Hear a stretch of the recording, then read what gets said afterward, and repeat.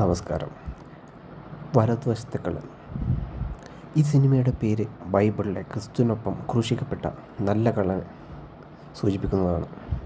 പാപങ്ങളും തെറ്റുകളും ഏറ്റുപറയുന്ന ഒരാളുടെ മാനസികാവസ്ഥയാണ് ഈ സിനിമയുടെ പ്രമേയം. ആൻ്റണി എന്ന പോലീസ് ഉദ്യോഗസ്ഥൻ. കഥ തുടങ്ങുന്നത് ആൻ്റണി സേവ്യർ, അതായത് ബിജു മേനോൻ അവതരിപ്പിക്കുന്ന ക്യാരക്ടർ എന്ന സർക്കിൾ ഇൻസ്പെക്ടറിലൂടെയാണ്.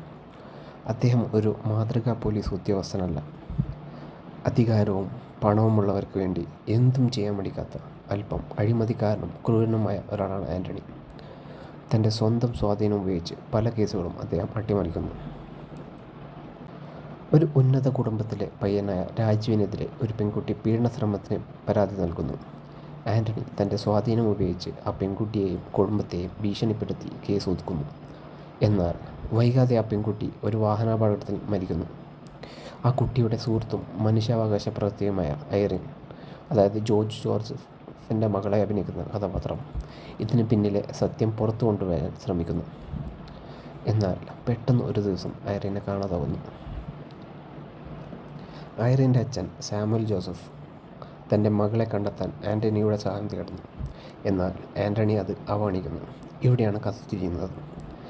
സാമുവൽ ആൻ്റണിയുടെ മകൻ ഫിലിപ്പിനെ തട്ടിക്കൊണ്ടുപോകുന്നു.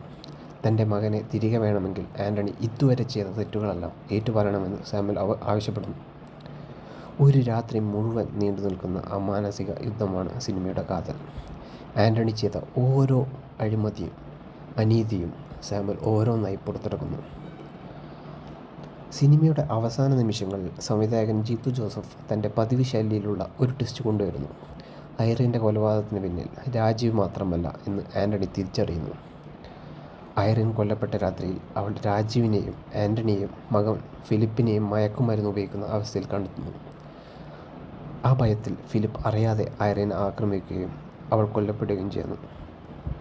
സാമുവൽ തൻ്റെ മകൾക്ക് വേണ്ടി നീതി തേടിയല്ല ആൻ്റണിയെ സമീപിച്ച്, മറിച്ച് ഒരു പിതാവ് എന്ന നിലയിൽ ആൻ്റണി എത്രത്തോളം പരാജയപ്പെട്ടു എന്ന് കാണിച്ചു കൊടുക്കാനായിരുന്നു. സ്വന്തം മകൻ ഒരു കൊലയാളിയായി മാറിയത് ആൻ്റണിയുടെ അഴിമതി നിറഞ്ഞ ജീവിതം കാരണമാണെന്ന് സാമുവൽ തെളിയിക്കുന്നു. സിനിമ അവസാനിക്കുമ്പോൾ ആൻ്റണി വലിയൊരു ധർമ്മസങ്കടത്തിലാണ്.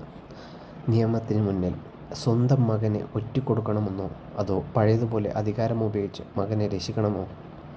കുരിശിലേറ്റപ്പെട്ട ഒരു കള്ളനെ പോലെ അവസാന നിമിഷം സത്യം തിരിച്ചറിയുന്ന ആൻ്റണിയുടെ ഭാവത്തോടെ സിനിമ അവസാനിക്കുന്നു.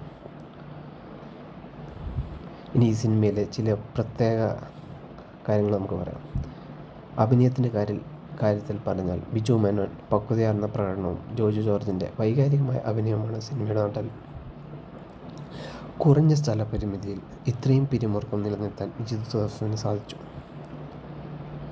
ഈ സിനിമയുടെ മെയിൻ സന്ദേശം എന്താണെന്ന് വെച്ചാൽ, നമ്മൾ ചെയ്യുന്ന തെറ്റുകൾ നമ്മുടെ വരും തലമുറയെ എങ്ങനെ ബാധിക്കുന്നു എന്ന ശക്തമായ സന്ദേശമാണ് ഈ സിനിമ നൽകുന്നത്.